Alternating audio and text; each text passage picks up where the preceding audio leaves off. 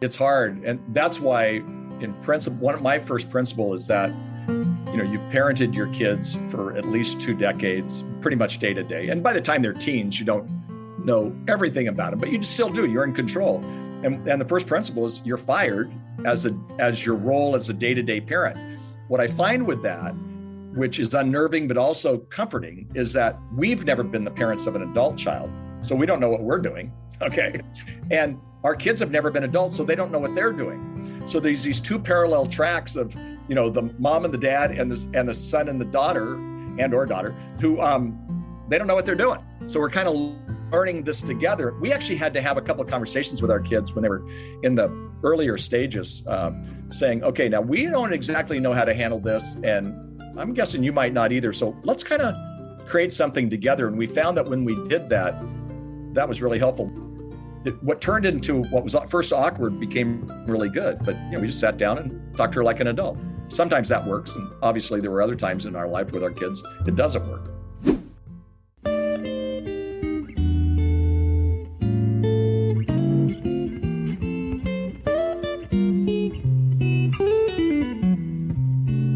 Okay, everyone. Well, I have 2 books in my hand here. And if you're listening to the podcast, obviously you can't see this, but we will have this on YouTube as well. I have 2 books.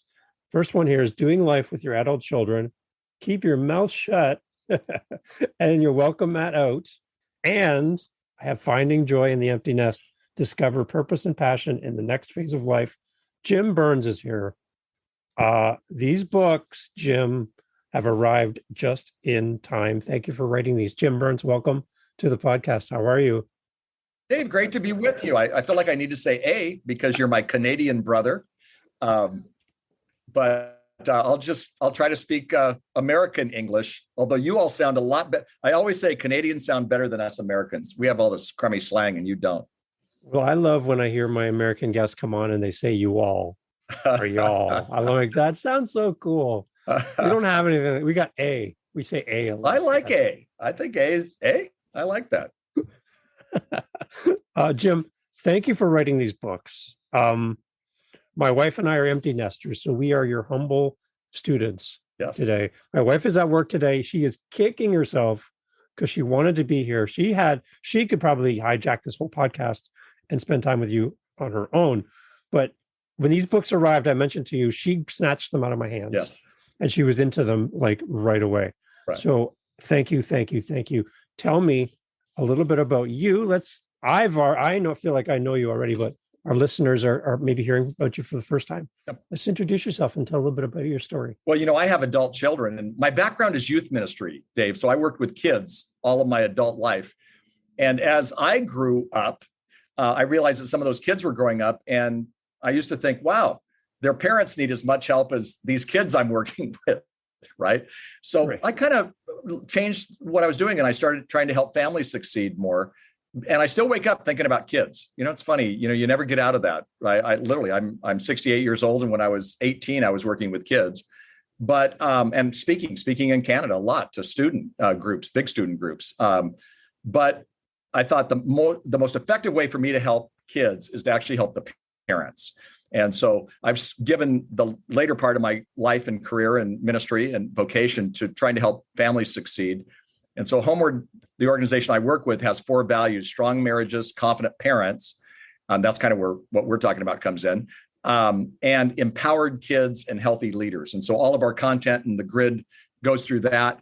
And I've had the privilege to really, it's been a beautiful run. I've had the privilege to speak at Promise Keepers over the years when Promise Keepers was around. I've had the privilege to, speak to MOPS. So, I kind of run the gamut.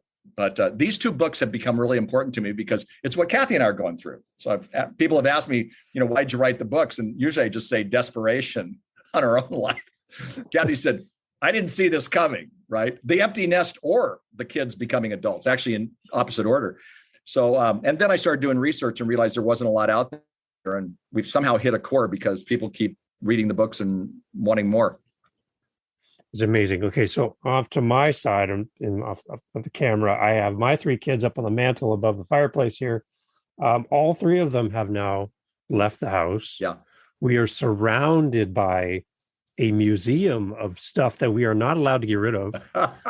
Me too. So we tell them that we have to charge them like admittance to get in, you have to pay to come into the museum of your stuff because they won't let us get rid of anything. So we're surrounded by this stuff, right? Yeah, that's us too. Our garage is filled with our kids' stuff, and they have, one daughter has a bigger house than we do, but she goes, well, I don't want it over at the house. So as long as it's in your garage, you're okay. And we're like, what is this? You're an adult. So I get it.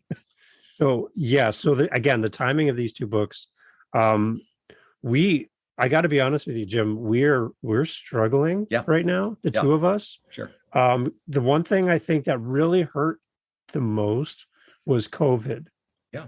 In that it accelerated what was going to naturally happen and made it happen like within a week. Yeah.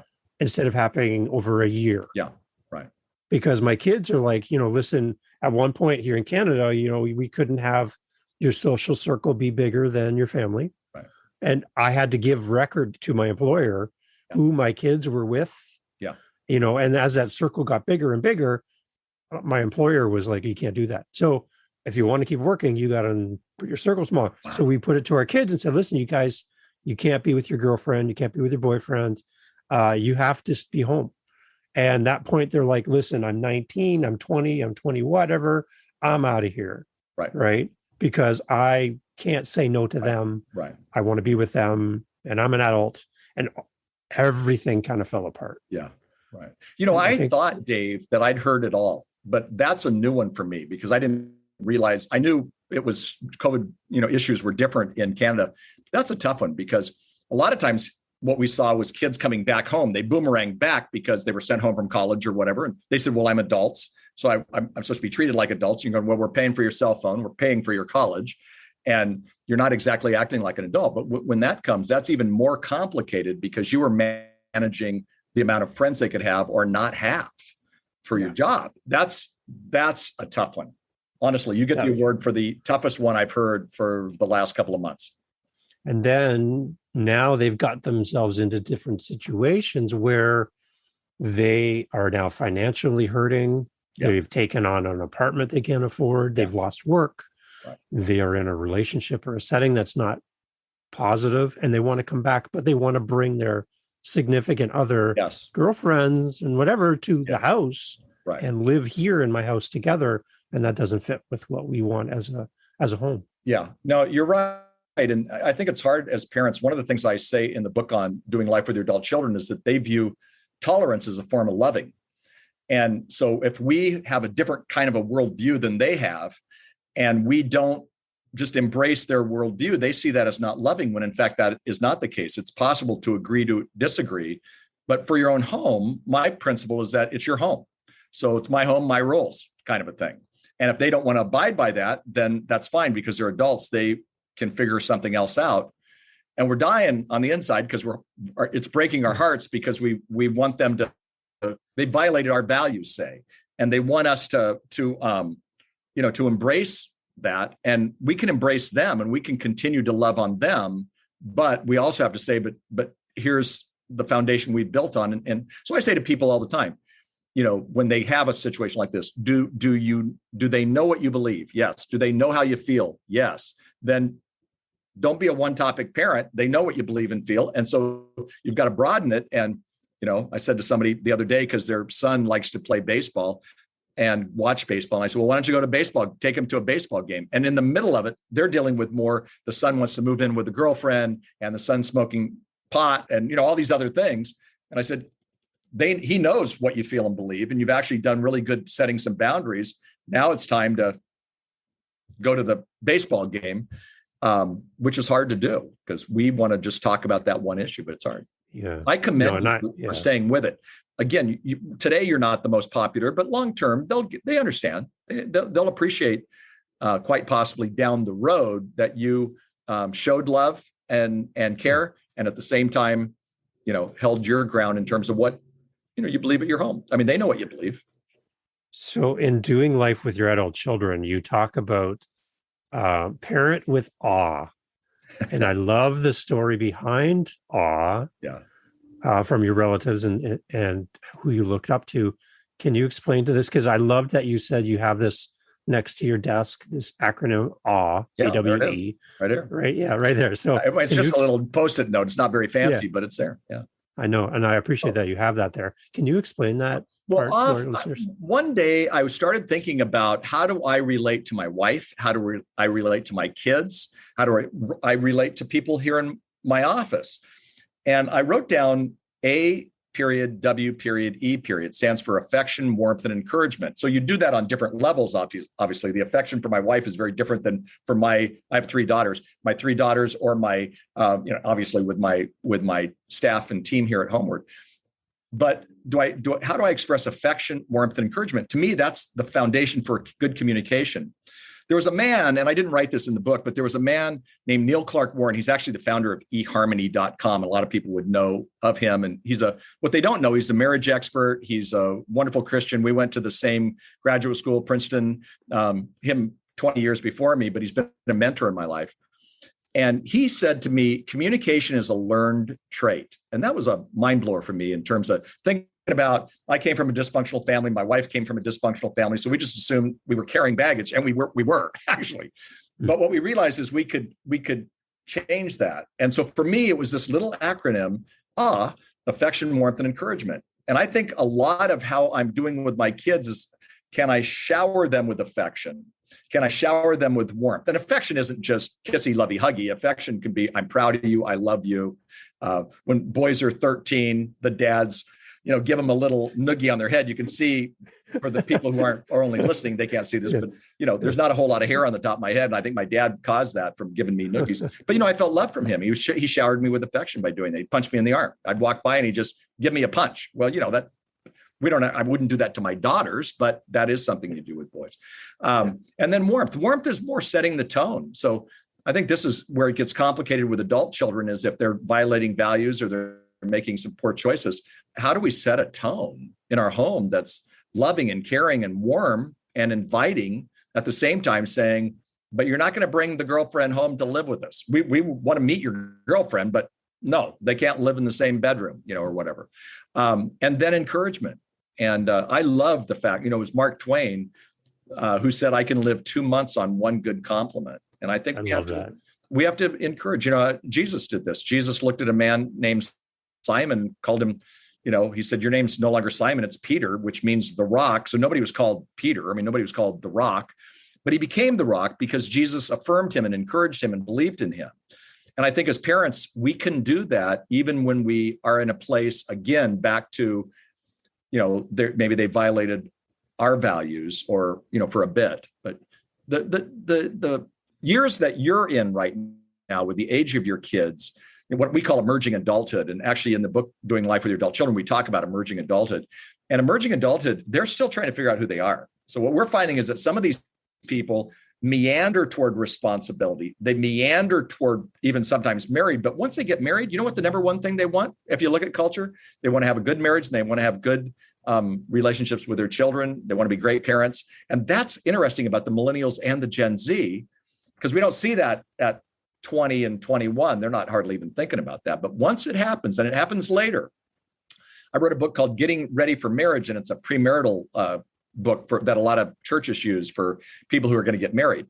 And I was focusing on a 29-year-old and a 27-year-old. And in Canada, marriage is even a little bit later than what we have here in the US. But it's really, I got married right out of college, and that was normal. I had other friends doing that.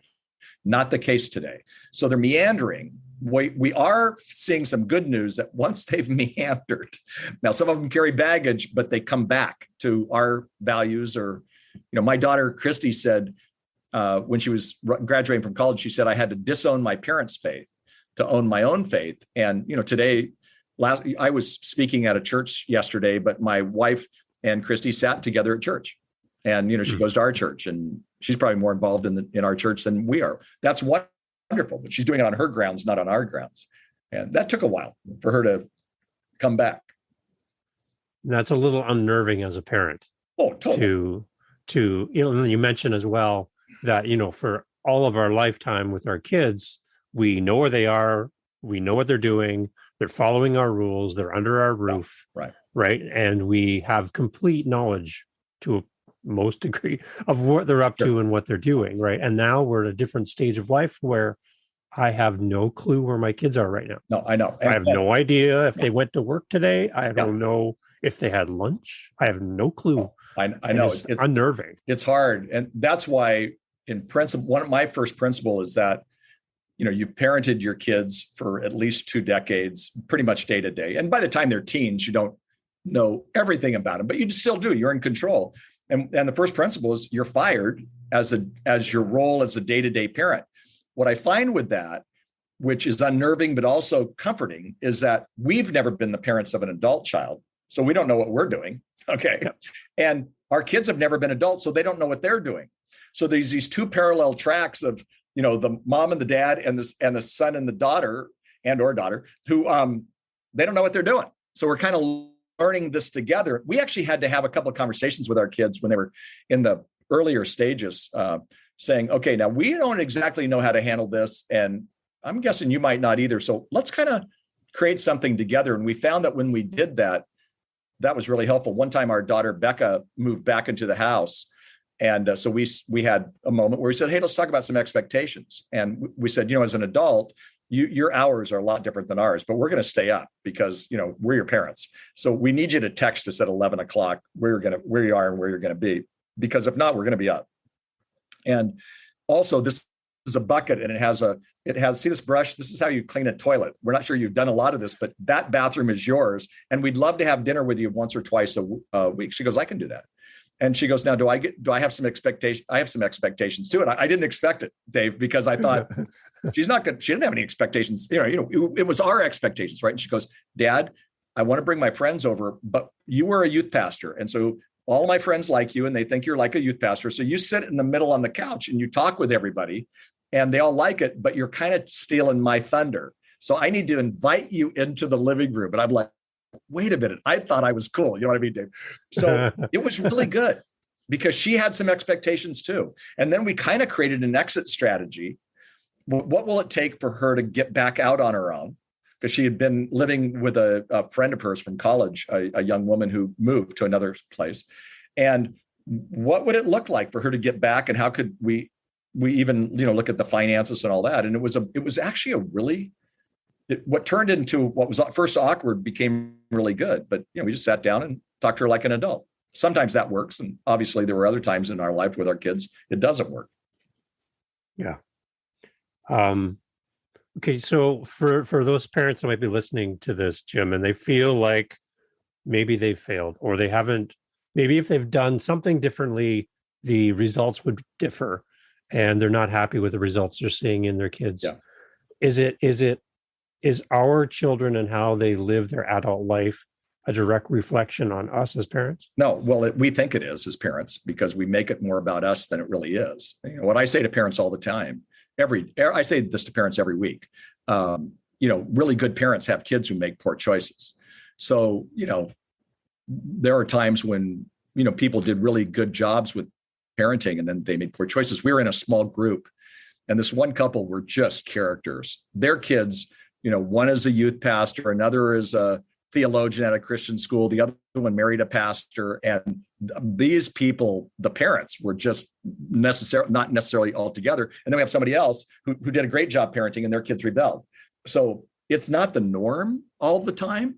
But I think we as parents, Kathy and I, when our kids would rebel, we'd say, wow, we should not have gone on that vacation over Easter break. They should have gone on the mission trip, or as a family, we should have prayed more, or we should have, done this or done that. Maybe we should have homeschooled our kids instead of putting them into public schools. So they got some weird ideas, whatever. And, the fact of the matter is that you do the best you can. And then you look back and, we're now, our kids are older now. Our kids are in their later 30s. And we were at a big wedding experience recently. And Kathy and I were just sitting there and we were watching our kids kind of interact. And I said, you know what? I love these kids. I'm not even sure I liked them when they were 21 and 22. But, now that they're in their 30s, they've kind of got through that process. They're all married. They are doing well. We have 3 grandchildren. They're making good decisions about finances. They're making, not everything. We could disagree on lots of stuff. But I like them. But we had to realize that there was a season that it wasn't going to be easy. Like I'll say to people, I'm speaking at the International MOPS Convention, which is Mothers of Preschoolers. And I always say to them, you know what? Life's chaotic right now, but it's going to be chaotic. I mean, that's just how it is. Well, I think when you have younger adults or what we call emerging adults, I think that's a real chaotic time for us because they're trying to figure it out. They're in the what I call the experimental phase of life. They tend to a lot of them tend to come back to their roots, but they got to get through that stage. And what you hope and pray is that they don't, come back with all kinds of baggage, with some real poor choices. And ever so often you do hear that. You hear about the young woman who got pregnant outside of wedlock, and now she's, kind of becoming responsible, but not that the child is a burden, but that the child, has changed her life, dramatically for the rest of her life. And it was in she doesn't have a dad. There's not a husband in the picture. Those are hard. Those are hard stories. So, I know you touched on this already, but for parents who do feel like they've maybe lost a connection with their kids because they've gone down a path that you don't agree with, or you just can't even imagine could be part of your future, just building that sense of awe and being there for your kids is one way to build I think so. And I don't want it to be oversimplification, because at the same time, you may have to go scream into the pillow, and you need a support system around you. I talk a lot about that, both in finding joy in the empty nest and in this other book. I talk about, the need for replenishing relationships, who you can be open and honest with. It was easier for me as a dad than it was for Kathy. Kathy would, every Tuesday night, when one of my daughters was in pretty good rebellion during college, the college was about an hour and 15 minutes away. And so I would drive there every Tuesday because my wife was involved in teaching on Tuesday nights. And so I would drive, and there were times when all we talked about was snowboarding or how crummy the teachers were, or nothing that was I always had in my pocket, I had like a list. Are you doing your homework? Are you getting past this? What about this guy you're dating right now? All that. Sometimes we never got to it. But what I found was I wanted to be her greatest cheerleader, because if she crashed, and I actually thought she was going to crash, interestingly enough, she did. But if she crashed, I wanted her to come back to me, not to the arms of a guy who promised her, something that I wasn't going to promise her. So it kind of worked. For Kathy, it was harder. And even the empty nest is I think sometimes, and I'm being general because, I think we all can experience something I call the empty nest syndrome, but I just went and worked harder. That's not positive. But what Kathy did was, she was the center. I mean, she was the sun, and the kids revolved around her. And even I kind of jumped in and revolved around her in our home. And all of a sudden she's lost this identity. And then what she's poured 2 decades of her life into is not working. She's like, wait a minute. This was not supposed to happen this way. Yeah. And so I needed, as a dad and as a husband, to be drawn to her. But for me, there was a season where I did more of the cheerleading with my kids than Kathy did. Not that Kathy didn't do that. Kathy's really good at that. But it was harder for her every time she would meet in this crummy season. It was about a year with Becca. I remember she was going to become a roommate of these girls. And we went into the house, we're helping her move in. And Kathy she was almost paralyzed because she saw this house and she didn't see it as, I just went, it's an ugly house and these kids aren't keeping care of it. And these kids look like they're, not the kind of kids we wish Becca would be with. Come to find out, Kathy was right. So it was hard for her to go to that house. And so we met Becca other places because she just didn't want to be in that house. I'm not burning on Kathy for that at all. I realized my job was to come alongside Kathy, but also Kathy knew that she had to still be Becca's greatest cheerleader. And that doesn't mean that she, enables her or enables dependency. We weren't throwing a lot of money at her at that time.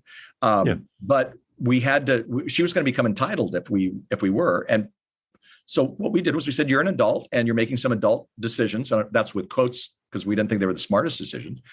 We can't tell you what to do, but we're also not going to bail you out if you make some poor choices. And she did make some poor choices, not horrible. Her story isn't the worst story, but she made some some poor choices. She woke up, she graduated from college and she went and became a missionary, so, I mean, that's a neat part of the story, and she's not a missionary now, but she has a master's in clinical psych, doing great stuff. But that season was really tough. And we know people where their seasons are a lot longer than our seasons have been. Yeah.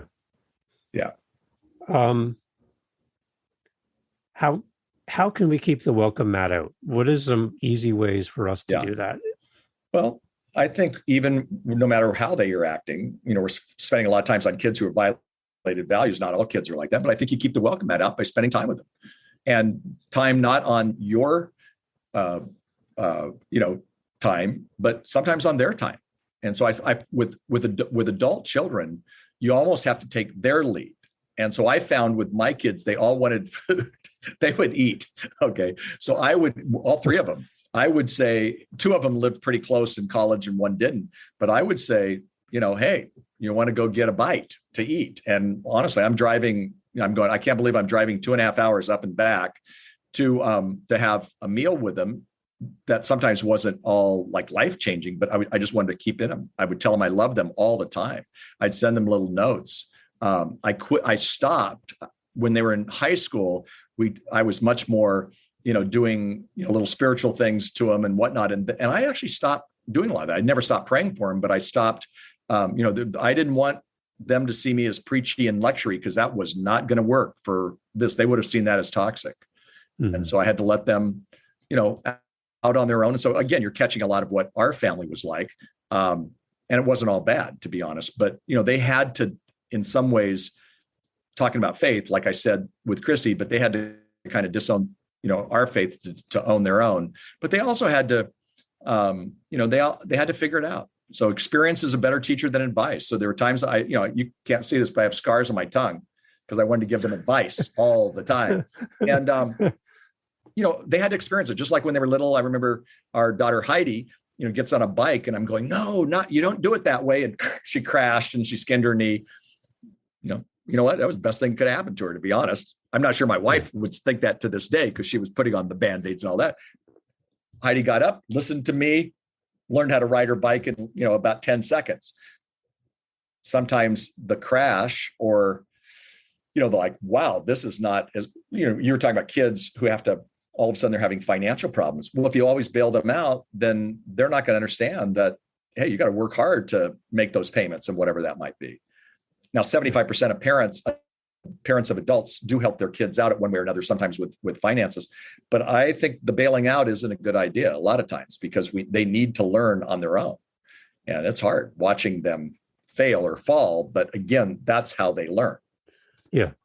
So as well, finding joy in the empty nest, I love how you're addressing tips for empty nesters and couples, but as well, you also talk to single parent empty nesters. Yeah. And I don't hear a lot of resources for them. There's not a lot of resources. And if you look at empty nesters, I mean, I don't know, it's not half, but it's a huge amount in North America who are single. And I couldn't find things. And so at first, I think my publisher wanted me to write a marriage book on empty nest. And I went, there's plenty of marriage books on empty nest, and I do write on that. That's a major passion for me.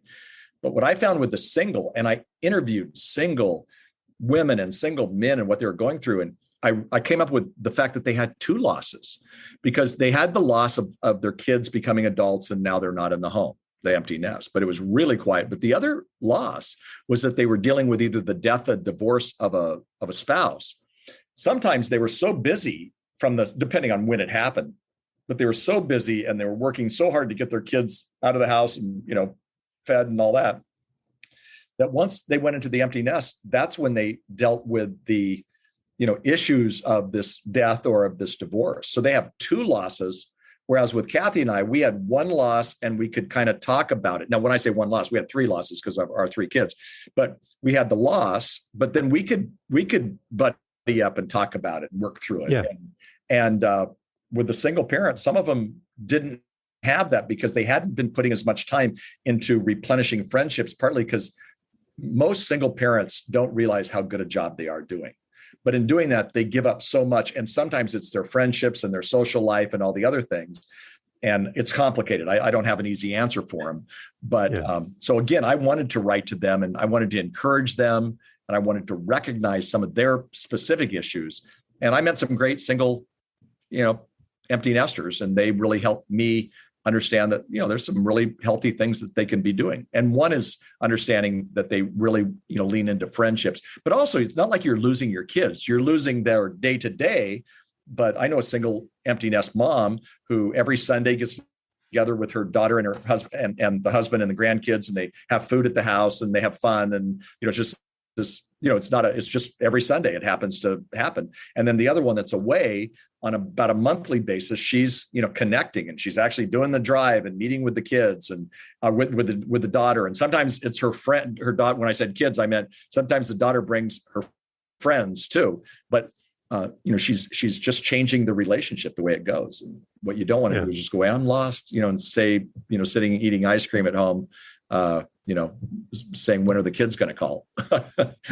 It's amazing. Jim, like both of these books, I told you, like they're so meaningful to my wife and I right now. I'm so impressed. Like I wish I could talk to you for hours and hours. You do have many things on your plate, but I do appreciate your time today. As we close off today, what would your message be to somebody who is on the doorstep of an empty nest? Yeah. How do we prepare for this? Well, first of all, I think we should, you answered it, Dave. I think we have to prepare a little bit. What we did with hundreds of people that we talked to and I wrote this book during COVID. So it was on mainly Zoom calls with loads of people, me asking questions, what's going on, is we realized that people hadn't prepared for the empty nest. And so once their kids were gone, they were preparing, getting their kids out of the house, go on to college, go into the workforce, whatever, but they were doing that well, a lot of them. But all of a sudden it's quiet and they look up and they go, wow, even in a marriage, we buried some things under the mat. So, wow, gosh, we've got to deal with that. We have to reinvent our life. Yeah. And I think when you do it, when you're already in the empty nest, it's harder than if you kind of have been thinking about it just a little tiny bit. It's kind of, then you're preparing for it, if you would. But we found a lot of people didn't prepare. And that was a harder thing.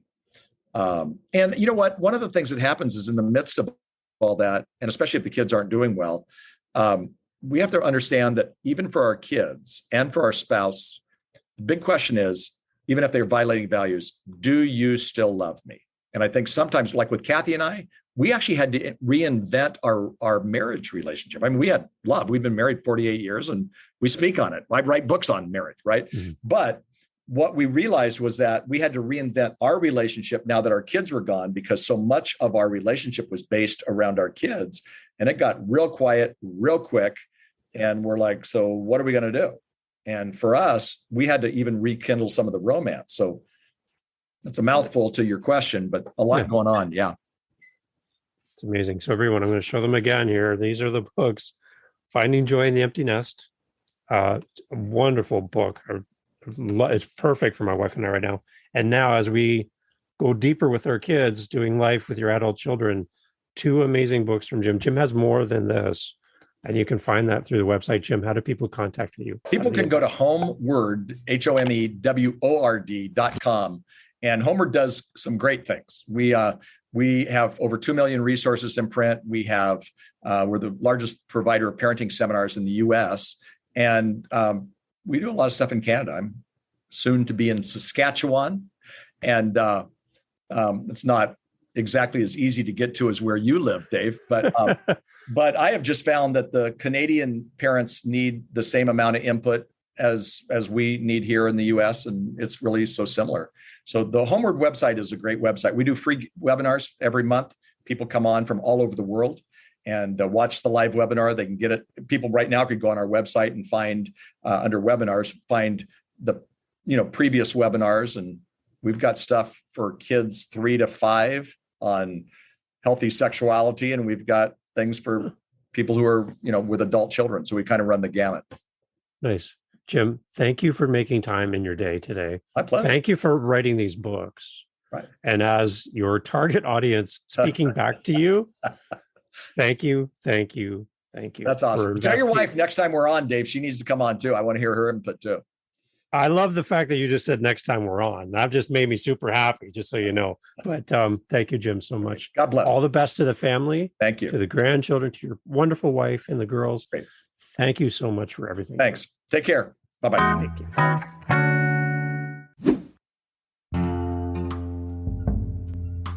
Hey guys, thank you for listening to the podcast.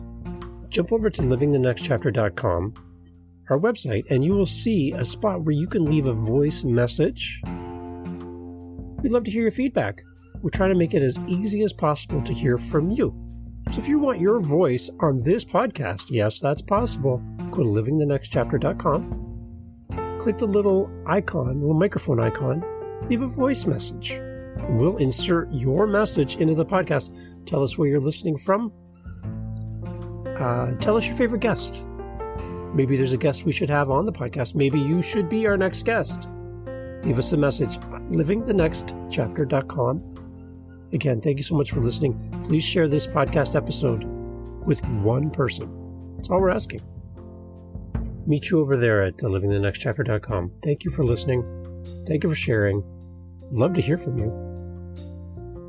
Till the next episode. It's coming up right away. Be sure you hit that subscribe button. Thank you for being part of Living the Next Chapter. Thank you for supporting our guests. Have a great day.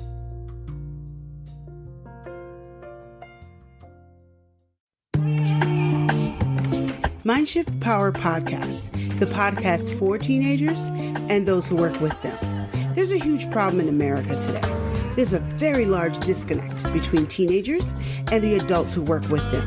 I'm looking to bridge that gap with real, raw, honest conversation, not held back by the chains of political correctness. You cannot solve a problem you do not understand. Want to understand teenagers today? Listen to this podcast. This podcast is for teens in the U.S. and Canada. To learn more, go to fatimabay.com/podcast or just look for Mindshift Power Podcast on any listening platform. I look forward to you being a faithful listener.